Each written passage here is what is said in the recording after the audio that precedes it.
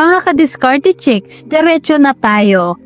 May tanong ako sa'yo. Bakit may lalaking hindi gwapo, hindi mayaman, hindi rin super talino? Pero pagdating sa babae, sila ang palaging pinipili. Samantalang ikaw, mabait ka, consistent ka, sincere ka, pero nauuwi ka sa ang sarap mong kaibigan. Safe ka, di pa ako ready. Kung naranasan mo na yan, makinig kang mabuti dahil sa video na to, sasabihin ko sa'yo bilang babae kung ano talaga ang nangyayari sa isip namin. Hindi ito tungkol sa linya, hindi ito tungkol sa pera, at lalong hindi ito tungkol sa itsura. Ito ay tungkol sa psychology ng attraction at control. So guys, kung bago ka pa lang sa channel ko, please give me a thumbs up at subscribe to my channel para lagi kang updated sa mga love tips tuwing may bagong upload. So tara, simulan na natin. Unang-una, linawin natin to. Hindi ka nire-reject pero hindi ka rin pinipili. Nasa gitna ka. Sa psychology, ang tawag dito ay uncertainty zone.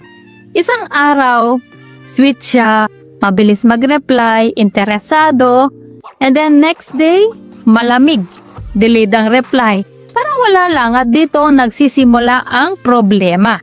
Sa utak ng lalaki, automatic pumapasok ang takot. May mali ba akong nagawa? Dapat ba akong mag-message? Baka may iba na. Paano kung mawala siya?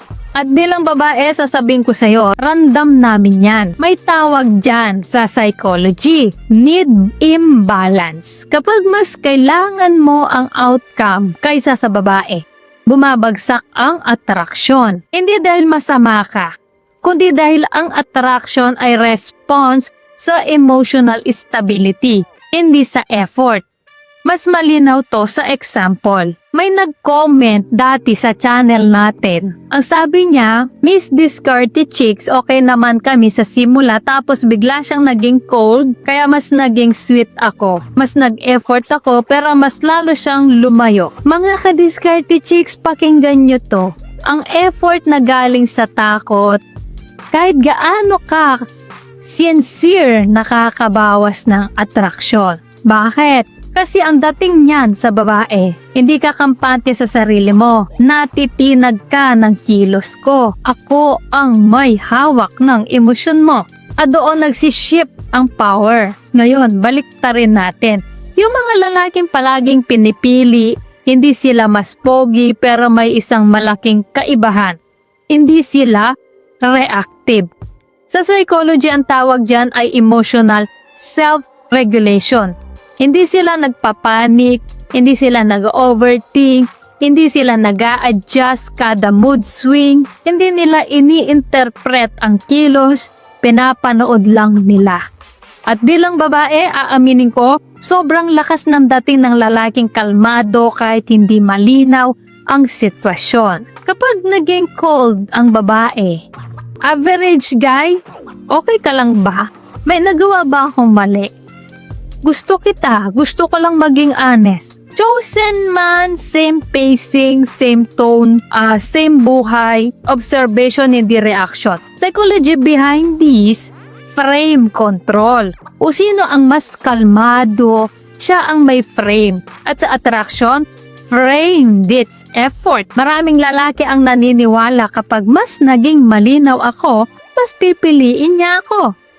Pero sa totoo lang, attraction does not grow when you chase clarity. It grows when ikaw mismo ang malinaw. Hindi mo kailangang ipaliwanag ang worth mo. Ang lalaking may value, random, hindi sinasabi. Psychology drop number 2, behavior is greater than words. Sa attraction psychology, behavior ang pinapaniwalaan, hindi salita. Kaya kapag sobra kang explain, sobra kang assure, sobra kang clarify, ang sinasabi ng behavior mo, hindi ako sigurado sa sarili ko. At iyan ang pumapatay sa kilig. Ang tamang galaw, ito ang decisive move mo, tumigil ka sa emotional management. Hindi mo trabaho. I-check ang mood niya, i-regulate ang interest niya, i-save ang connection. Panatilihin mo ang consistency pacing, sarili mo to. Hindi ka hahabol, hindi ka magiging cold, tatayo ka lang ng buo. At bilang babae, sasabihin ko sa'yo, iyan ang pinakadelikadong klaseng lalaki. Leverage ay hindi galing sa effort. Galing yan sa restraint. Ang lalaking pinipili, hindi takot mawala ang hindi pa sigurado. Hindi humihingi ng reassurance. Hindi nagmamadaling manalo. Buong buo lang siya. Kung tinamaan ka sa video na to, alam mong para sa'yo to. I-like mo na, mag-subscribe ka at share mo to sa tropa langaging almost pero never pinipili. So ayan mga ka-discard chicks, sana ay may natutunan po kayo sa video natin ngayon. At syempre bago po tayo matapos, shoutout muna sa ating mga masugid na tagapanood na sina Lilibet Agustin watching from Bataan, Gian Carlo Tutor ng Southern Leyte, Manuelito Manalo ng Angeles City, Joseph Avila from Daraga, Albay, at kay JV Bartolome from Basista, Pangasinan. Guys, maraming salamat po sa support at panonood mga ka-discard chicks. Dahil po sa inyo, lalo po akong ginagana gumawa ng mga content na makakatulong at makakaaliw. Para naman po sa mga hindi pa na siya shoutout, gusto mong ma-shoutout sa next video, i-comment lang ang hashtag ka-discardechicks at sabihin ko ng topic ang gusto mo pag-usapan natin next. Kung nagustuhan mo ang video na ito, ay huwag kalimutang mag-like, mag-subscribe, at i-share ito. Comment down below kung alin sa mga tips na to ang na-experience mo na.